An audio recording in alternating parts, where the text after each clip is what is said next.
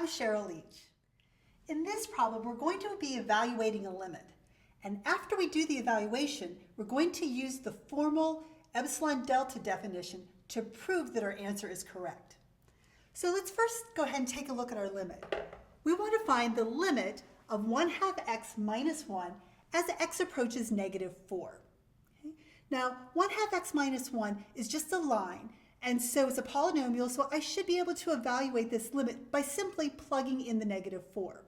So when I do that, I'm going to have -4 over 2, which is -2 minus 1, which gives me a result of -3. Okay, well that part was simple enough. Now let's prove that this is the correct answer by using the formal definition. Now what I've done is I've already written the formal definition on the board, but I've left out some key components for this particular problem. Notice that everything marked in red will be the C value in my expression, the blue will be f of x, and the yellow will be your limit L. Okay, so let's go ahead and read through the definition. First of all, f has to be a function defined on an open interval containing the value that x is approaching, or that C value. So in this particular case, it has to be defined on an open interval containing -4. But it doesn't have to be defined at -4 itself. Okay. The second thing that we require is that the limit, which is -3 in this case, has to be a real number. And indeed, -3 is a real number, so I'm okay using the definition. Okay, so now what I want to get to is the heart of the definition.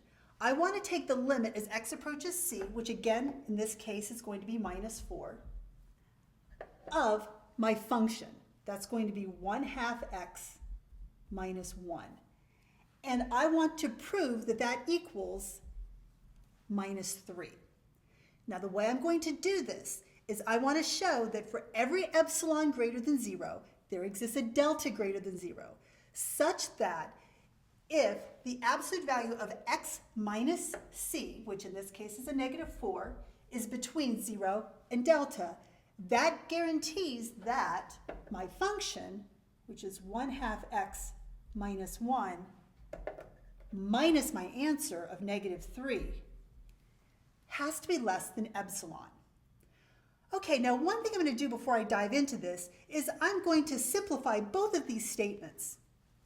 The first statement can be rewritten as 0 is less than the absolute value of x plus 4 is less than delta.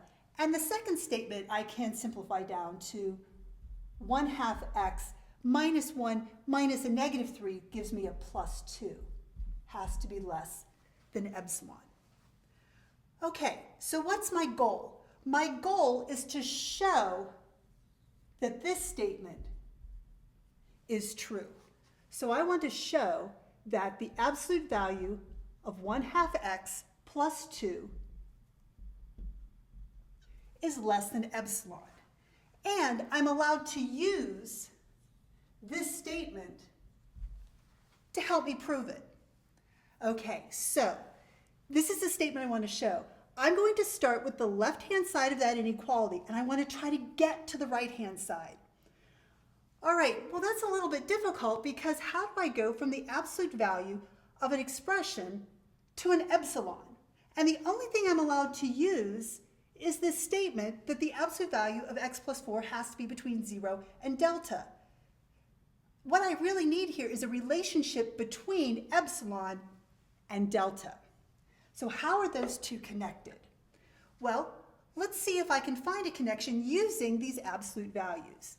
So this is a little bit of side work that I'm going to do. Okay?